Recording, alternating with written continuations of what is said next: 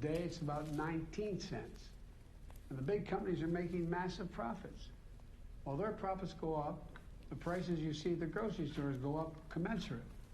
The prices farmers receive for the products they are bringing to market go down.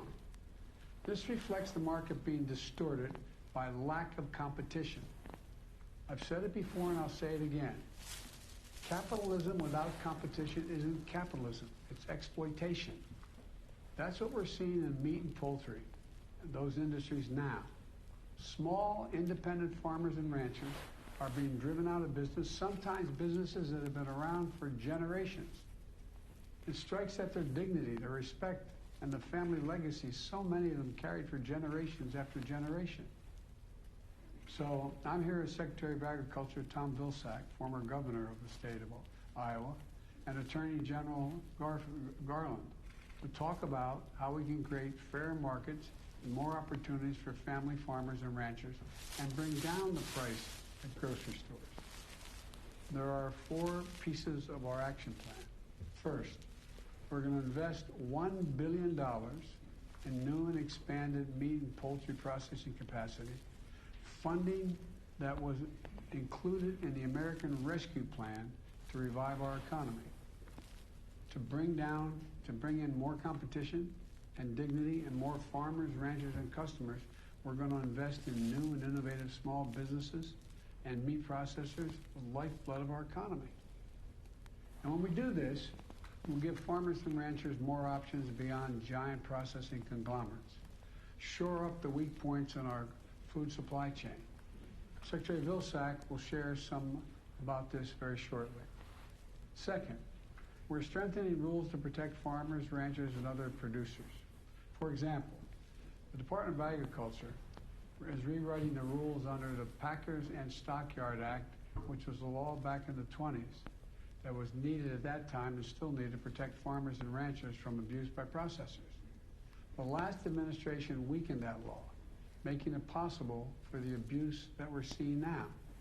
We're going to strengthen the law to make sure it works as intended. Third, the United States government, my administration, will enforce existing competition laws vigorously and fairly. My executive order on competition established a whole-of-government approach to increasing competition.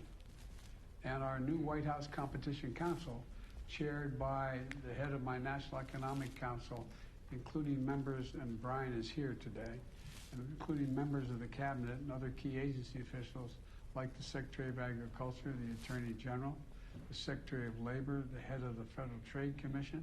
They're all there to make sure that antitrust laws are enforced across the board.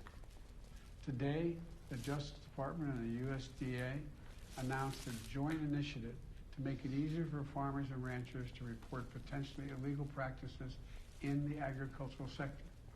Attorney General Garland will discuss this more. Fourth, we're bringing greater transparency to the industry. A free market isn't truly free without transparency around prices. How do you justify the price? And right now that's largely disappeared in the cattle market, transparency.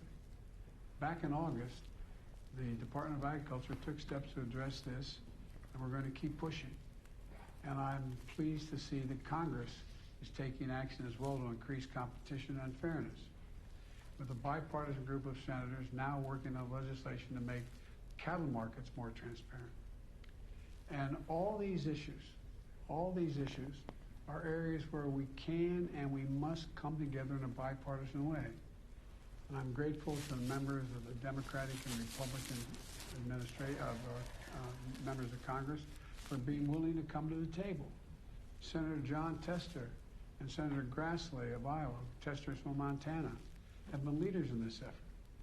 And I'll be inviting a bipartisan group to come together to discuss how we can make progress legislatively as well as they're proposing, even as we continue doing everything we can on the executive branch side. Strengthening competition is good for all of us. Farmers and ranchers deserve a fair shake. American families facing high prices at grocery stores deserve a fair price to put food on the table. Rural communities, which see more good jobs when there's more competition. And our economy as a whole, as we make our food supply chains more resilient. I'm looking forward to hearing from the farmers, ranchers, and processors joining us today. We're going to ensure that you have the tools you need on the level playing field you deserve. And we're going to fight for fair prices for American farmers, ranchers, and families, all three. With that, I'm going to turn it over to Secretary Vilsack. Tom, the floor is yours.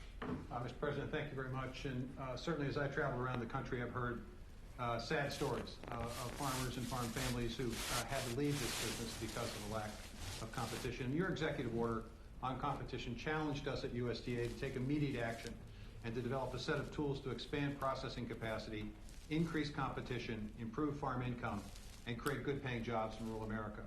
And we went to work. And because of your American Rescue Plan, we have the resources to be able to do meaningful work, committing over $1 billion, broken down as follows. $100 million is going to be utilized to reduce the cost of inspections for existing small and very small processing facilities. This is going to help us maintain the capacity we have. $32 million in grants were awarded to 167 existing facilities to modernize their operations, to allow them to expand their opportunities beyond the state border, to engage in interstate commerce. This is going to expand market opportunity and income opportunities for these processors. $100 million in available loan guarantees to address the middle-level supply chain challenges that this industry faces, cold storage, warehousing, and also allowing these facilities to expand their operations as well. We believe this $100 million will leverage nearly $1 billion of investment. And the announcement today we make is an $800 million commitment of grants and loans to address capacity, workforce, and innovation challenges the industry faces. We're going to make available, Mr. President, $375 million in grants for expanded facilities and new construction of new facilities. Now, we want to get to work right away because farmers have been waiting a long time for this help. So $150 million of this resource is going to be made available under a request for proposal that we'll file this spring. These resources will be made available to projects that are just about ready to get going, but just need a little bit of help to accelerate the implementation plan. So this $150 million, we believe, will help to sponsor at least 15 new projects that will complement, expand along the 50 facilities that you mentioned earlier that the major 4 companies currently have. So it's a significant step forward. $225 million of grants will then be made available this summer for products and for projects that are just getting started, that are on the in the infant stage. Our phase 1 goal, as I indicated, is 15 projects. Additional $275 million, Mr. President, is going to be provided to our lending partners to create more affordable loans and financing available for facilities that are being built. Even if we build more facilities, we also need a trained workforce, Mr. President. And so $100 million of this resource is going to be used to support and to create a pipeline of well-trained and experienced workers so that we can expand this workforce in rural America. These will be good-paying jobs that will support families and also support farm families, Mr. President. And then $50 million of it is going to be utilized for technical assistance and research. We're going to need a lot of innovation in this industry. We're going to need new business models. We're going to need new ways of innovation and technology to create greater efficiencies. And small and mid-sized facilities need to have the opportunity to have this innovation as opposed to the big 4. Now, as you indicated, it's not just about money. It's also about rules and regulations.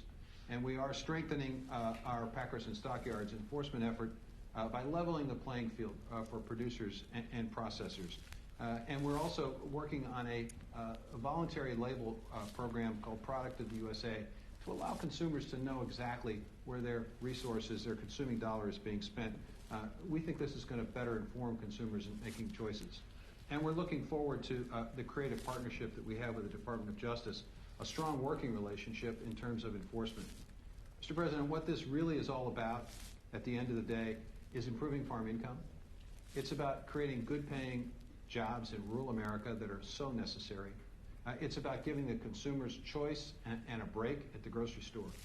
And it's exciting work. And we at USDA are really engaged in this and involved in working with our farm partners, as I suspect you'll hear today. There are stories of woe out there, but we are committed to making a difference. And we're looking forward to working with Attorney General Garland and his great team at the Department of Justice in terms of antitrust enforcement. So I'll turn it over to my friend, the Attorney General. Thank you very much, Mr. President, for convening this very important meeting, and thank you, Mr. Secretary, for the tremendous engagement our teams have had over the past year on our shared competition and regulatory concerns. The Justice Department takes very seriously our responsibility to share with our partners across the federal government to protect consumers, safeguard competition, and ensure economic opportunity and fairness for all. Over the past 10 months, we've stepped up our efforts to ensure competition and counter anti-competitive practices across all sectors, from airlines to insurance brokers to book publishers.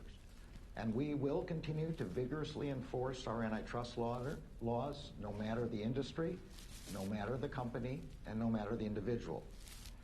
The work that we do, especially the work that we do together to ensure competition in our economy, has a direct impact on the lives of the American people every single day. When we talk about promoting competition in the agricultural sector, we are talking about whether a farmer or a rancher will be paid a fair and competitive price for their goods and labor. When we talk about protecting consumers in this context, we are talking about whether food will be affordable for everyone in America. The Justice Department's Antitrust Division has been active in implementing the sound policy measures suggested in the President's executive order on promoting competition in the American economy. We have closely supported USDA's rulemaking efforts under the Packers and Stockyards Act, a law that Congress passed 100 years ago, more than 100 years ago, to deal with many of the very same problems we still have today.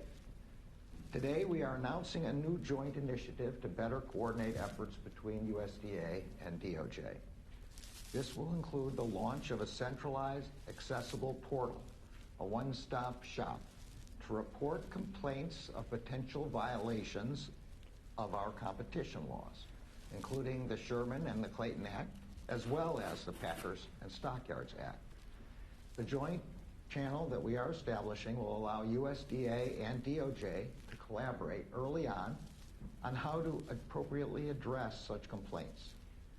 Where complaints relate to antitrust violations, whistleblowers will be protected in many cases by the new employee and contractor anti-retaliation protections, which Congress passed in 2020.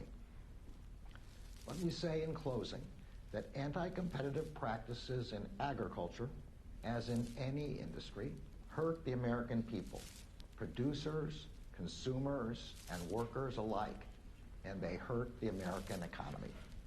Too many industries have become too consolidated over time. Too many companies have pursued corporate conduct and more aggressive mergers that have made all of us vulnerable. Against this background, our antitrust efforts cannot and will not slow down. But it is a fact that our antitrust division has been underfunded for too long and has fewer staff today than it had in the 1970s.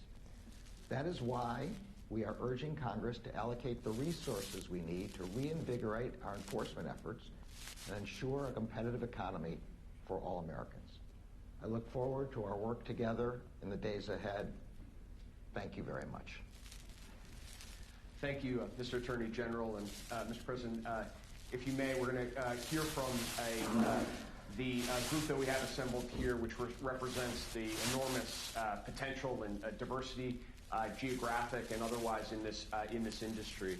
And we're going to start here with Scott Blubaugh, who is the president of the Oklahoma Farmers Union and operates a cattle ranch in Oklahoma. And I just, Scott, open it to you. And would be curious to hear how you approach the issue of the options for processing and what it would mean to you to have more options, and how you think about that in the context of the action steps that we're trying to put forward today. Well, thank you. Thank you, Mr. President, for taking on this very critical issue for rural America. This is on our minds of all of our farmers and ranchers throughout the country, and not not since Teddy Roosevelt had we have a president that's willing to take on this big issue. So thank you very much for that. To answer your question, what will it do for me as a farmer and rancher and my membership here in Oklahoma and the American Farmers and Ranchers is if we are able to be able to process our animals on a more local level, we can retain more of that retail food dollar at our farm gates, at our farms and ranches, in our family operations, and in our rural communities. For too long, we have seen the multinational meat packers suck out all of the wealth of rural America and put it in their corporate coffers, and in some cases even overseas. So we're excited about being able to have local processing done by local people and then sell directly to the consumer. Whether we can sell to the grocery stores, the restaurants, or the consumers directly, all of these will enable our rural communities to be lifted out of poverty. And we have a great poverty problem in rural America. So we're excited about that. In Oklahoma, I will tell you, $10 million of the first round of the CARES COVID money was actually allocated through our Oklahoma Department of Agriculture to fund some projects just as you're speaking of. So we had 196 applicants apply for that $10 million of CARES money. 40 applicants were chosen and were able to be funded with that money. And out of that, we had 19 new mom and pop small processors either open up for business here in our state, or they were able to upgrade an old facility to meet the new safety and health standards and be able to market that across state lines. We also have had great success working with our tribal neighbors here in Oklahoma. As many of our tribal organizations, their governments have put new processing online or are in the process of it, processing both their cattle and their buffalo. And their excess capacity that these new plants has created has also given our independent farmers and ranchers in the community an opportunity to get their cattle processed and marketed. So we're very, very pleased with that and look forward to everything I heard here today. Hey, Brian? Yes. Please. Mr. President, what Scott said at the beginning was that this was a critical issue for rural America. And I think it's critical from two perspectives that he raised. One, the notion of keeping the dollars in the rural communities where the dollars are being and the wealth is being generated. For far too long, we've had an extraction economy in rural America where these guys work 24/7, 365 days a year, raising these cattle, and then they transport them hundreds of miles away, and the profits basically go thousands of miles away. What Scott's talking about is retaining those profits in the small towns. That's going to create opportunities for farmers to be able to better afford that machinery. That's going to keep the implement dealer in business. They're going to be able to support that Main Street business. That's going to keep those retail stores in business.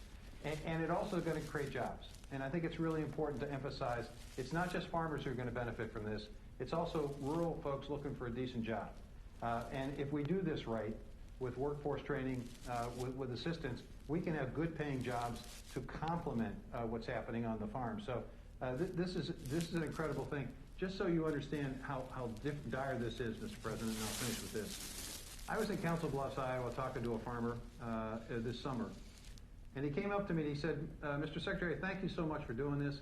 He said, I just sold a load of cattle. And he said, this is what irritates me about this whole system. I lost $150 a head.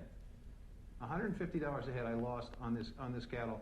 But I know the processor that purchased those cattle is going to make $1,800 a head. And he looked at me and he said, Mr. Secretary, how is that fair? It's not. Can I ask you a question, Scott? When you talk about, you said be able to go locally. How far do you have to go before these smaller operations opened up to sell your cattle? I mean, the average farmer, cattleman in Iowa or in Oklahoma or wherever, how far do they have to take their cattle to actually sell them? Well, if we sell the cattle to the big four processors, then it's several hundred miles, and it's a little bit misleading that we have four of these very large companies and processors, but they're located more regionally. So in many cases, there's only one option to sell to, and so it's a take it or leave it price that you're offered. So when we try to go around that system and not give our cattle away to these multinational companies, but if we can process them on a local level and then sell directly to consumers, it's just a win-win for everybody. It's a win for the consumer. They get more choices. In my opinion, they get a better product.